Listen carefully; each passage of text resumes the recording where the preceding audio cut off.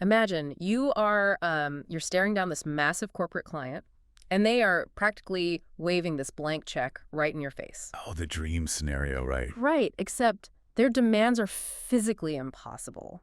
I mean, they want a venue built in a day, the budget cut in half, and like features that simply do not exist in the real world. Yeah, that changes things. Completely. So what's your instinct? Like, do you smile, say yes, and just, you know, figure it out later, hoping for some miracle? Or do you look them in the eyes, say no, and risk losing the entire contract? Well, it's the ultimate professional trap, isn't it? Yeah. Because we're all deeply conditioned to believe that saying yes is what makes us flexible. Yeah, totally. It makes us easy to work with and invaluable to the client. Yeah. But that instinct is actually often completely wrong. Exactly. And today, for you listening, our mission is to just completely rewire how you think about this concept of flexibility. It's a total paradigm shift. It really is. Whether you're running a business, managing a team, or, just trying to navigate your own career without totally burning out, we are looking at this through a completely different lens. And we have some fantastic source material for this deep dive. We do. We're relying on a fascinating piece written by contributor Alina Shliakhtova. She is the head of a company called A Travel. Right?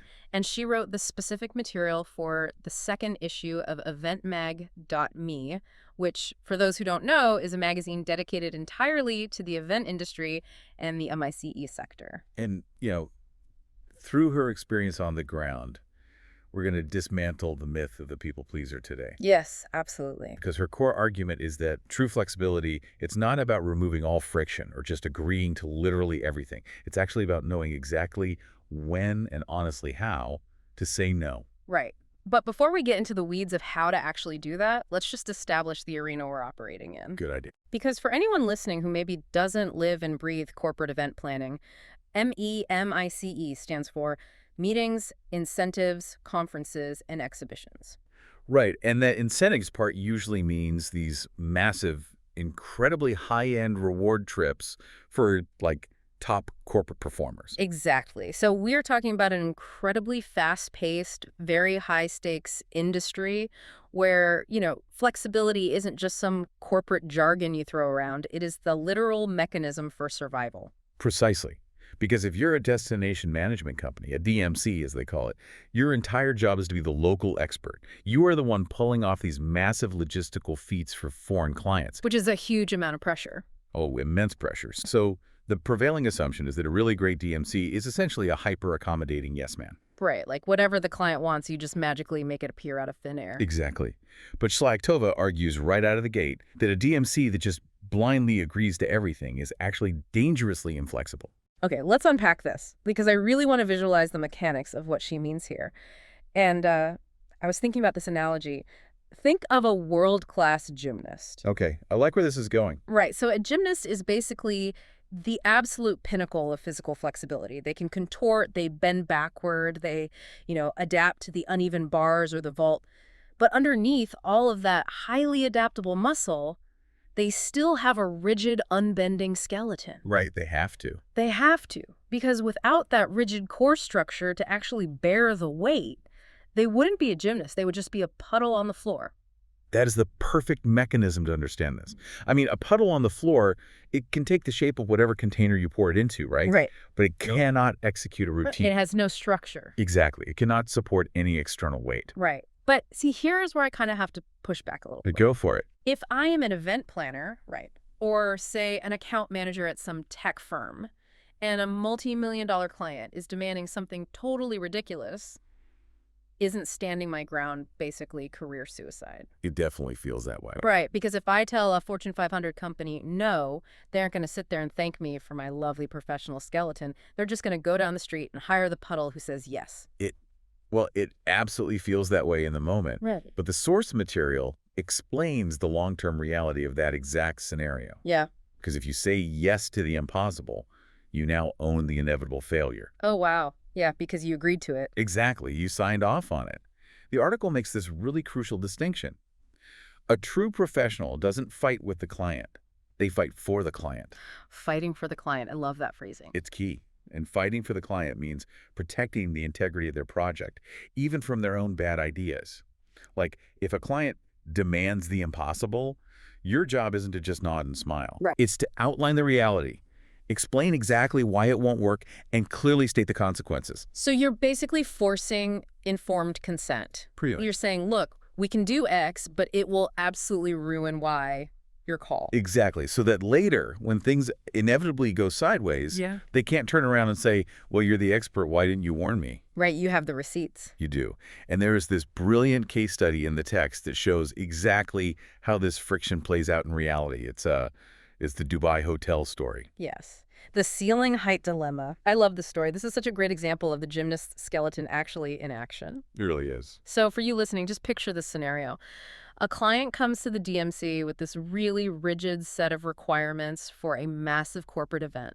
They need a conference hall, but the ceilings must be at least 7 meters high. Which is huge. It's massive. And why 7 meters?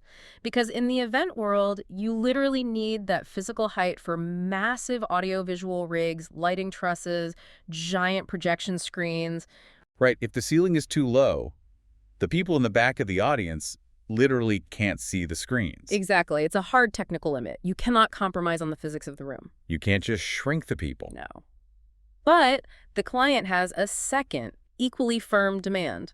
They absolutely do not want a beach hotel. Right. Strictly business. Strictly business, no guests sneaking off to look at the sand and the waves, no resort vibe. They want total focus on the conference. Which, is a perfectly logical corporate strategy. On paper, sure, it makes sense. But then the DMC starts doing the actual legwork. They call literally every single hotel in Dubai. Every single one.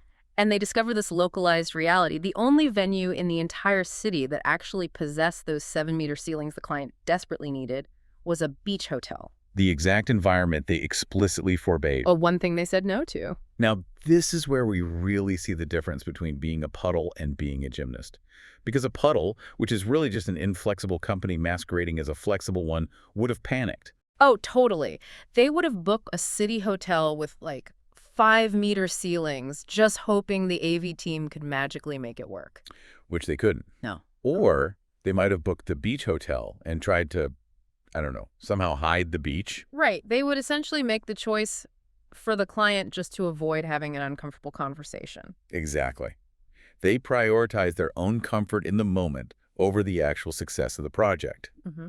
But the article points out that true flexibility is presenting the unvarnished reality and giving the agency back to the client. Yeah. So the DMC went back and essentially asked, look, we hit a wall.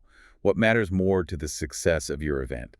The functional height of the ceiling for your presentations or the psychological absence of a beach? And by giving that choice back to the client, armed with the actual facts on the ground, the client realized the technical need vastly outweighed the aesthetic want. Exactly. They ultimately chose the beach hotel, the very thing they started out hating. And as a nice little bonus, the DMC actually negotiated a great low-season price for it.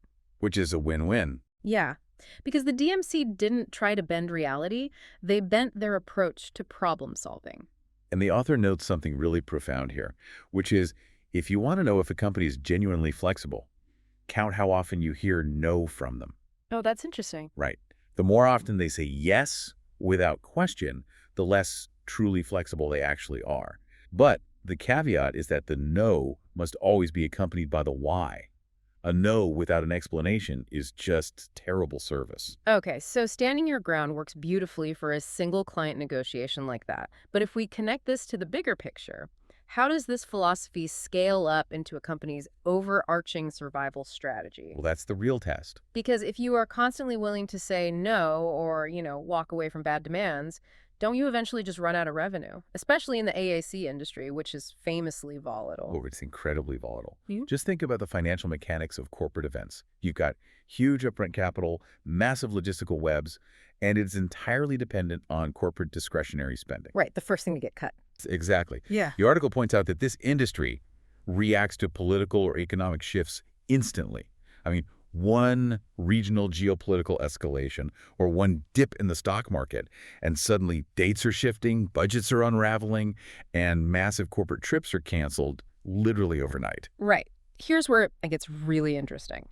Standard business logic would suggest that in a volatile storm like that, the biggest, heaviest companies are the safest. Right. Like the massive corporate cruisers with huge cash reserves and thousands of employees. That's the traditional thinking. Because they can just absorb the shock, right? You would think so, Uh. but the source completely dismantles that premise. Mm. Massive cruisers are solid, yes, and they rarely sink outright. But they don't actually survive because they are adaptable. Huh. They survive because they are rigid and usually tied to other larger corporate entities that just float them loans. Mm. They don't flex. They just sit in the dock burning through cash reserves, basically waiting for the weather to change. Wow. A truly flexible company, according to Shliakhtova, operates like a sailing vessel. I love this imagery, but let's break down the mechanics of it. How does a sailing vessel actually operate differently than a cruiser in a day-to-day business context? Well, it's all about how you manage propulsion and weight. So a heavy cruiser has a fixed crew. Even if there are 0 passengers on board, the company still has to pay like 500 fixed salaries and massive office leases. The overhead is just crushing. Crushing. But a sailing vessel harnesses the environment. It moves with the wind. And the key mechanism is that when the wind dies down, the sailing vessel picks up the oars itself. Meaning they adapt their labor and overhead in real time? Exactly. When there's a massive surge in demand, they don't go out and hire 50 full-time employees they might not need next year. They scale up rapidly using modular contracts and specialized freelancers. They swell to meet the moment. Right. And when the market suddenly drops, they shed that excess weight just as fast. They aren't bleeding capital and permanent overhead. They are lean by design. And the source points to the ultimate stress test for this mechanism, the pandemic. Oh, absolutely. Which was basically an extinction-level event for the travel and event industry. Group MAC travel, these 500-person corporate trips, went to absolute zero overnight. So the heavy cruisers just sat there, burning millions, hoping the pandemic would end in a month. Right. But the sailing vessels grabbed the oars. The article details how they pivoted their entire revenue model instantly. They looked at the market and saw that FET-free independent travelers, essentially individuals or small wealthy families, were basically the only ones still moving. Which is a completely different business model. I mean, a DMC usually ignores a family of 4 because it's just too small. Right. Normally it wouldn't be worth their time. But the sailing vessel re-rigs its sails. They pivoted to VIP requests. They took on small private events, and some entirely shifted their technical infrastructure to launch virtual event formats. Because they weren't weighed down by rigid corporate bureaucracy, they could chase the margins wherever they briefly appeared. And the companies that couldn't adapt their mechanics, they just left the market entirely. But, okay, here's the friction for me. If a sailing vessel strategy means pivoting quickly to the right opportunities, it inherently means you have to be fiercely protective of your limited time. Yes. Which requires the courage to walk away from the wrong opportunities. Yes, exactly. This is the concept of flexibility towards oneself. This part of the text is going to resonate with absolutely anyone listening who provides a service. Flexibility towards oneself means recognizing that collaboration is a two-way street. It's not a master-servant relationship. No, it is not a transactional dynamic where the client holds all the cards just because they hold the budget. Sometimes the most flexible thing you can do for your business is to decline a project entirely. It's fascinating how quickly we abandon our professional boundaries the second someone offers us money, though. Oh, immediately. We assume the flexible thing to do is figure out how to take their cash, no matter how toxic the terms actually are. But the author shares this incredibly frustrating story that highlights exactly how clients will exploit that instinct if you let them. Oh, the audiovisual story. I got so fired up reading this. Listen to this mechanism of exploitation, you guys, because it happens in every industry. A client approaches the DMC and makes it clear right from the jump. We are going to handle our own audio and video production. We are bringing our own entertainers. Which means they are cherry-picking the services. Exactly. Deliberately cutting the DMC out of the most profitable parts of the event. But the DMC, exercising good faith flexibility, says, okay, we understand. We will still help you find the perfect venue and manage the logistics. So the DMC does all the heavy lifting. They research options, they build complex cost proposals, they spend days conducting on-site inspections. They deploy their highly skilled labor for free, essentially. And what does the client do? The client vanishes. Just ghosts them. Ghosts them. And ultimately chooses a venue entirely on their own, completely separate from the DMC's recommendations. And here's the kicker. The venue the client chose was vastly inferior to their original brief. It instantly exposed that the client had been lying about their budget constraints from day one. It's a massive red flag. But the true audacity comes next. Because after ignoring all the venue work, the client turns around and demands that the DMC cost out all the audiovisual elements anyway. Wait, the exact elements the client explicitly said they were handling themselves? Why on earth would they do that? Because of corporate procurement mechanisms. In a lot of large corporations, the procurement department requires 3 independent vendor quotes before they will release funds for a service. The paperwork. Right. The client already had their preferred AV supplier. They never had any intention of hiring the DMC for the AV work. They just wanted the DMC to do the hours of labor required to get technical quotes, purely to use them as a free price comparison tool to satisfy their own internal bureaucracy. That is just infuriating. They wanted to burn the DMC's resources to solve their own paperwork problem. Even if you aren't planning a Dubai conference, if you're listening to this, you've definitely experienced this kind of scope creep. When a client or a boss asks you to do hours of phantom work just to validate a decision they've already made anyway. So how do you handle that? Like, if you are the DMC, how do you politely tell a client you aren't just their free calculator? You deploy that rigid professional skeleton. You tell them exactly what the author's team told them. That's actually my favorite quote from the whole text. Let's hear it. They simply replied, "We're sorry, but we have no intention of competing for the title of Dubai's cheapest DMC." Oh, that is so good. We have no intention of competing for the title of Dubai's cheapest DMC. It is brilliant. It is the ultimate boundary, because true flexibility requires knowing that your time and resources have immense value. If you spend 40 hours acting as a free administrative assistant for a toxic client, you don't have those 40 hours to deploy when a genuinely great client walks through the door. You're actively sinking your own sailing vessel. Exactly. The source really emphasizes that working with clients is a mutual investment. Yes, the client needs a great event, but they have to operate in good faith. If a client just wants someone to blindly run after them and fulfill every whim regardless of logic or fairness, that is not a business partnership. It's something else entirely. Now, setting these strict professional boundaries is universally necessary, right? But doing so is uniquely complicated in the specific region where this DMC operates. Very much so. The article dives deep into this cultural context, which adds a really fascinating layer to the mechanics of flexibility, because we are talking about the Middle East. Right. The author describes the Middle East as a market where the cultural baseline for service is fundamentally different from Europe or North America. Absolute unwavering accommodation is literally the default setting of daily life. The anecdotes in the text illustrate this perfectly. There's this moment where a European client is visiting for a site inspection. The author pulls her car up to the front doors of a hotel, puts it in park, and just starts walking away. Just leaves it there. Just leaves it. The European client starts panicking, asking, "Wait, are you just going to leave the car running right here?" And the author just smiles and says, "Of course, valet parking." And the client asks, "Is it always like this here?" And the answer is yes, always. Always. She gives another example with petrol stations. You don't get out and pump your own gas. You pull in, you crack the window just a tiny fraction of an inch, you mutter full tank, and you drive off. It's a completely different mindset. It is. The region has deeply accustomed its residents and its corporate clients to the idea that being completely looked after is not a luxury. It is the baseline reality of existence. And you have to understand how that translates into the business world, especially a service-heavy sector like MIE. That willingness to make things work, that genuine, ingrained desire to please the guest, it's not a tactic written in a corporate training manual.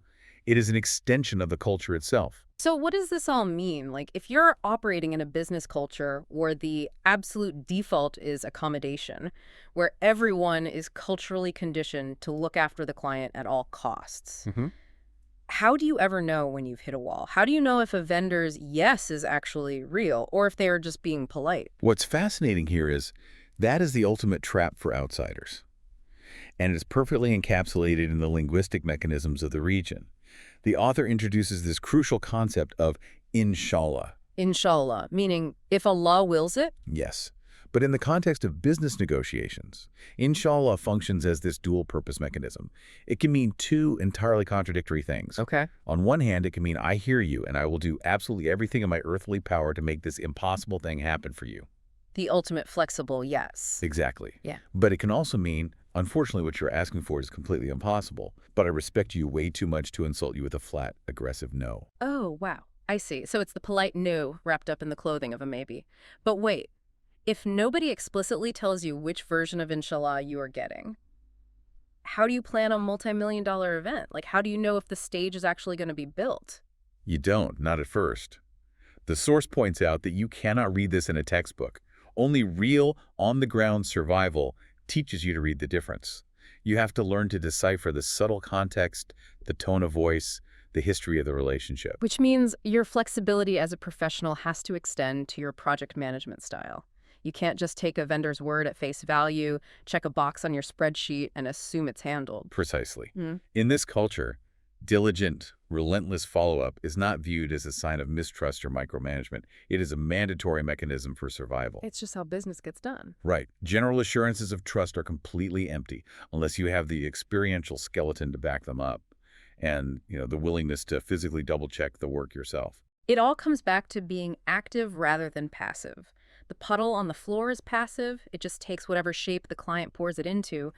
But the gymnast is active. The sailing vessel is active. You have to actively navigate these cultural nuances, actively push back on exploitative client demands, and actively choose exactly where to deploy your limited resources. Because every single project in every single industry is going to present friction. Sometimes it's a budget that doesn't match reality. Sometimes it's an impossible timeline. Sometimes it's a massive cultural communication gap. Flexibility is not a personality trait. It's not a meaningless buzzword you just throw on a pitch deck to sound accommodating. It is a deliberate working state. It is a working state where your team knows exactly which way to move and your clients know they can actually trust you. Not because you flatter them and agree with a terrible idea they have, but because of how you conduct yourself when the physics of the project get incredibly difficult. They learn to trust your skeleton. They trust that when you finally say yes, it's because you have run the numbers and it can actually be done. And when you say no, it's because you are actively protecting them from a disaster. As Alina Shliakhtova so brilliantly distills it, flexibility is not about saying yes to everything. It's about knowing exactly what's worth fighting for and having the courage to walk away from what isn't. That is the definitive takeaway. It requires sharp, critical thinking, not blind obedience. So as we wrap up this deep dive, I want to leave you with a completely new thought experiment to chew on. We've talked a lot about how you handle clients and external projects, but look at the internal dynamics of your own team right now, whether you run the company or you're just part of a department. Yeah, look inward. Exactly. Look at the people who are getting promoted and rewarded. Are you currently rewarding the puddles? The people pleasers who say yes to every single internal request, but who are secretly burning themselves out, missing deadlines, and letting the quality slip because they refuse to set boundaries. That happens all the time. It does. Or are you actively rewarding the gymnasts? The people who possess the professional skeleton to look a manager in the eye and say no because they are fiercely protecting your company's time, resources, and ultimate success. Take a hard look at who you are actually valuing in your organization. You might find that your company's definition of flexibility is exactly what's holding it back. Thank you so much for joining us on this deep dive. We'll catch you on the next one.